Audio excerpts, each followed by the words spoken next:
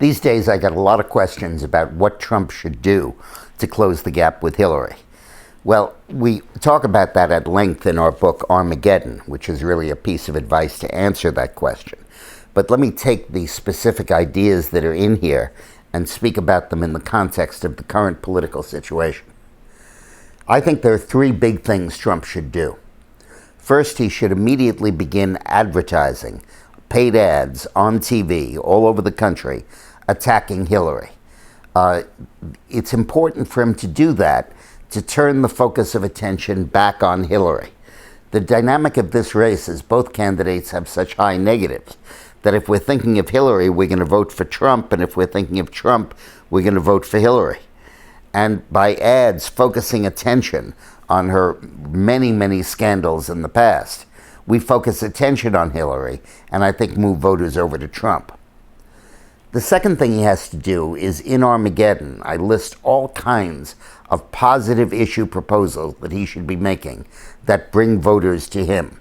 One example is to support school choice as the civil rights issue of our time to help bring black voters in.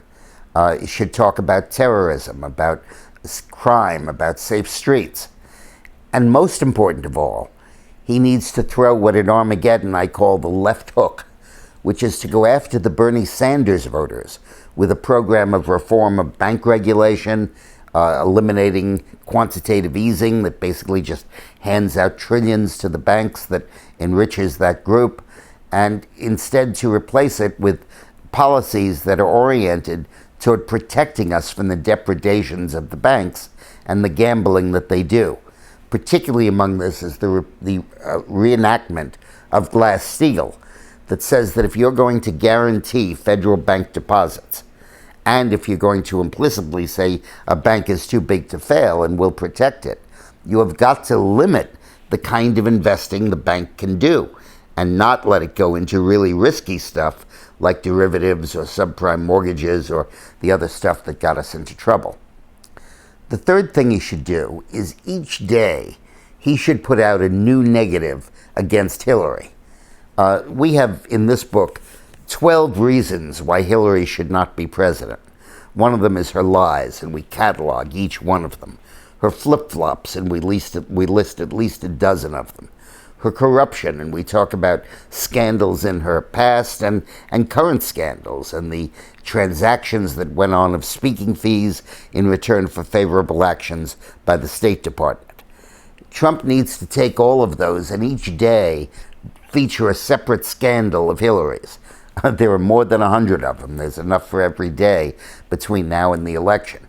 And none of it is old news, because when even those scandals that have been well publicized 20 years ago, like her trading in the futures market, cattle futures, were outed in a context in which she was First Lady, and who cared about that?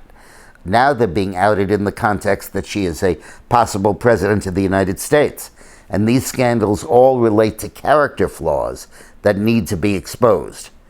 Now, this video is not just advice for Donald Trump, it's advice for you and your friends, and I hope you send it all over the place. Share it with everybody. Because this campaign is not waged at one level of a candidate.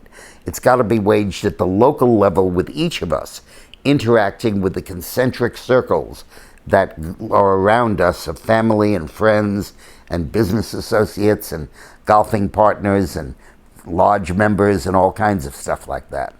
And that's where the campaign needs to be fought. And Armageddon, which I hope you pick up, will provide ammunition to help you do that. Thanks for watching.